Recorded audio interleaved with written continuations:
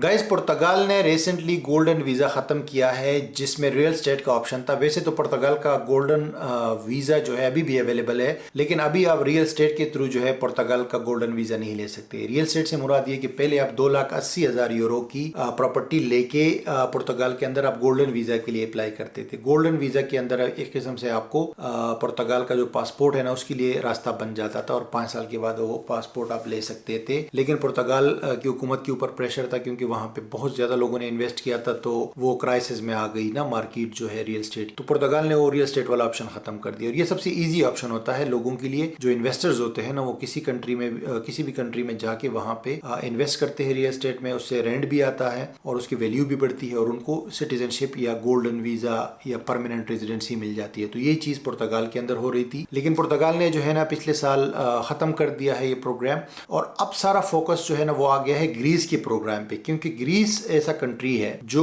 2.5 lakh euro में आपको ये ऑफर करता है कि आप 2.5 लाख रुपए मिनिमम इन्वेस्ट करें कुछ छोटे छोटे शहरों में, तो आपको परमानेंट रेजिडेंस मिल जाता है। 5 साल का पीआर मिलता है, वीजा होता है, और वो 5 साल बाद आप रिन्यू कर सकते हैं। और घर आप रेंट पे भी दे सकते हैं और आप उसको सेल भी कर सकते हैं अगर आप इस प्रोग्राम से निकलना चाहते हैं, राइट। और ग्रीस की ये छोटे छोटे शहरों में, बड़े शहरों में आप करोगे जो मशहूर एरियाज है तो वहां पे 5 लाख यूरो है, लेकिन छोटे शहरों में आप 2.5 लाख से स्टार्ट कर सकते हो। तो जब पुर्तगाल का प्रोग्राम जो है वो जब बंद हो गया, तो उसके बाद जो है ग्रीस का प्रोग्राम जो है इस पे रश भी बढ़ गया और ये भी बहुत पॉपुलर है यूरोप के अंदर। तो बहुत सारे लोग इसके अंदर इन्वेस्ट कर रहे हैं। और आप अगर इंटरेस्टेड है रेजिडेंसी बाय इन्वेस्टमेंट या पीआर बाय इन्वेस्टमेंट, तो वो आप ग्रीस सेलेक्ट कर सकते हो। और ग्रीस में चूंकि अभी रश बहुत बढ़ गया है, जब पुर्तगाल का वीजा बंद हुआ है गोल्डन रियल स्टेट वाला, तो अब ग्रीस के ऊपर रश बढ़ गया है। और ग्रीस में भी ये आवाजें उठने लगी है कि ग्रीस का प्रोग्राम जो है ये भी बंद कर दिया जाए, क्योंकि ग्रीस में भी प्रॉपर्टी की प्राइसेस जो है बहुत ज्यादा बढ़ना शुरू हुई है। क्योंकि किसी भी कंट्री में जब फॉरेन बायर आता है ना, तो वो मुंह मांगी कीमत पे जो है प्रॉपर्टीज लेता रहता है, और फिर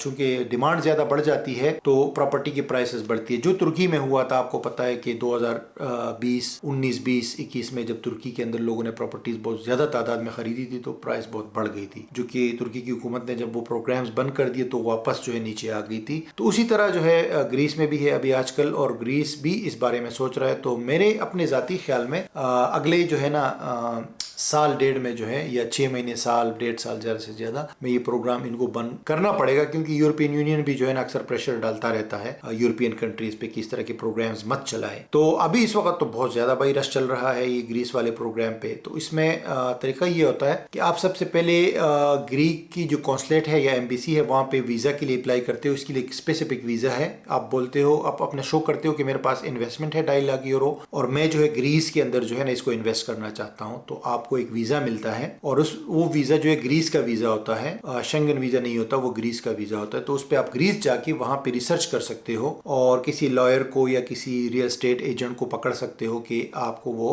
घर दिखाए, और फिर आप घर को सेलेक्ट करो और उसकी एग्रीमेंट कर लो उसको बाय करने के लिए, और फिर यहाँ से पैसे ट्रांसफर करो और वो घर बाय कर लो। और उसके बाद आप को वही रियल स्टेट एजेंट या कोई वकील जो उनके पास होगा, तो वो आपकी फाइल जो है वो सारे डॉक्यूमेंट्स आपसे मांगते हैं, क्योंकि आपको बहुत सारे डॉक्यूमेंट्स चाहिए होते हैं एप्लीकेशन सबमिट करने के लिए। जैसे पुलिस कलेक्टर सर्टिफिकेट हो गया, बर्थ सर्टिफिकेट हो गया, आपका जो पासपोर्ट है, तस्वीर वगैरह, और बहुत सारी चीजें जो है ना वो आप एप्लीकेशन भेजते हो। मेरे ख्याल से आपको फिंगरप्रिंट्स भी देने पड़ेंगे ग्रीस में, ठीक है। तो ये जब सारी चीजें आप सबमिट करते हो, तो उसके बाद 3 महीने का टाइम होता है। 3 महीने के अंदर जो है आपको रिजल्ट आता है कि आपकी एप्लीकेशन अप्रूव हो गई है या नहीं हुई है। लेकिन 97 केसेस में या 99 केसेस समझ लो, उसमें तो अप्रूवल आ जाता है। अगर आपने कोई, आपके अगेंस्ट कोई बहुत बड़ी कोई क्राइम वगैरह का रिकॉर्ड नहीं है आपका, तो जनरली अप्रूवल आ जाता है, ठीक है। और अप्रूवल के बाद आपको टीआरसी जो कार्ड होता है, यानी कि जो टीआरसी नहीं बल्कि पीआरसी कहेंगे हम, परमानेंट रेजिडेंसी इशू हो जाती है 5 साल के लिए। और इसमें ग्रीस में रहना भी जरूरी नहीं है, अगर आप ना भी रहो तो भी कोई मसला नहीं है, वो रिन्यू कर सकते हो और 5 साल के बाद। और इसके अंदर आप अपने फैमिली को भी इंक्लूड कर सकते हो, अपने बच्चों को इंक्लूड कर सकते हो,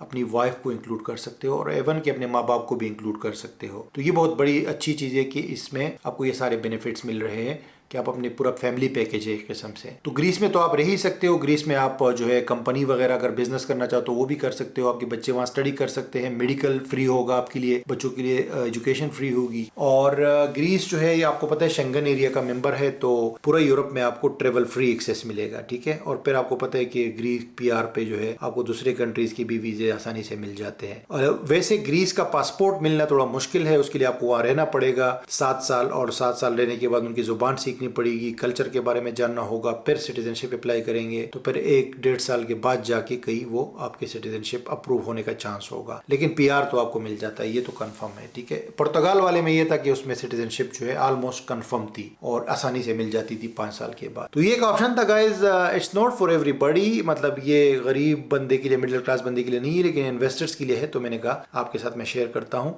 अगर कोई इसमें इंटरेस्टेड है तो व्हाई नॉट। आजकल ये यूरोप का सबसे बेस्ट ऑप्शन कंसीडर किया जाता है और सबसे चीपेस्ट भी इन्वेस्टमेंट के हवाले से, तो मैंने कहा व्हाई नॉट आपके साथ शेयर किया जाए। Thank you so much. आपका कोई क्वेश्चन हो तो आप कमेंट में करें, और हमारी अगर पेड कंसल्टेंसी लेनी हो आपने, जो 30 मिनट कॉल होती है, तो उसके लिए हमारी व्हाट्सएप नंबर पे आप मैसेज कर सकते हैं और अपॉइंटमेंट बुक कर सकते हैं। Thank you so much.